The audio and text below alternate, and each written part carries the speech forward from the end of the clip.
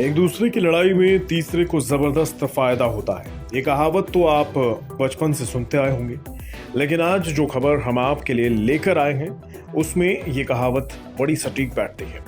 असल में दुनिया में रूस यूक्रेन युद्ध चल रहा है। दुनिया इस युद्ध के कारण तमाम परेशानियों को भी झेल रही है। इस युद्ध के कारण सामानों का आना जाना प्रभावित हो गया है, जिसको आप लोग सप्लाई चेन क्राइसिस के नाम से जानते होंगे। दुनिया को इस युद्ध के कारण दोहरी मार झेलनी पड़ रही है। एक तरफ सप्लाई चेन डिस्ट्रप्शन हो रही है, तो दूसरी ओर कमर तोड़ महंगाई से देश ही नहीं बल्कि विदेशी देश भी परेशान है। अमेरिका में महंगाई ने 40 साल का रिकॉर्ड तोड़ दिया है। वहीं ब्रिटेन ने खुद ही मंदी को स्वीकार कर लिया है। ऐसे में अगर हम कहें कि भारत को इस लड़ाई से जबरदस्त फायदा हो रहा है, तो आपको हमारी इस बात पर विश्वास नहीं होगा। तो चलिए इस खबर को विस्तार से समझने की कोशिश करते हैं। असल में रूस और यूक्रेन युद्ध के बाद पश्चिमी देशों ने रूस पर आर्थिक प्रतिबंध यानी इकोनॉमिक सैंक्शंस लगा दिए हैं। इस वजह से रूस, जो तेल और गैस का बड़ा सप्लायर है, उसने अपने तेल और गैस को कम यानी डिस्काउंटेड रेट पर बेचना शुरू कर दिया है। इस फायदे को भारत ने लपक लिया है।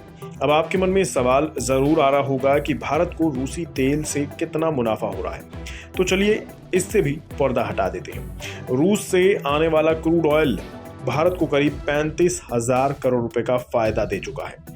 भारत को प्रत्येक बैरल कच्चे तेल पर लगभग $30 यानी करीब 2,470 रुपए की बचत हो रही है। अब जब एक बैरल पर 2,500 रुपए की बचत हो रही है, तो सोचिए भारत को कितना फायदा पहुंच रहा होगा। भारत अपनी जरूरत का 85% तेल विदेशों से ही आयात करता है। इस 85% में से अभी भारत करीब 12% तेल रूस से मंगवा रहा है। भारत डिस्काउंटेड रेट का जमकर फायदा उठा रहा है। तभी तो पहली तिमाही में रूस से भारत ने 6.6 लाख टन कच्चा तेल आयात किया था। वहीं दूसरी तिमाही में आंकड़ा 6.6 लाख टन से बढ़कर 84.2 लाख टन हो गया।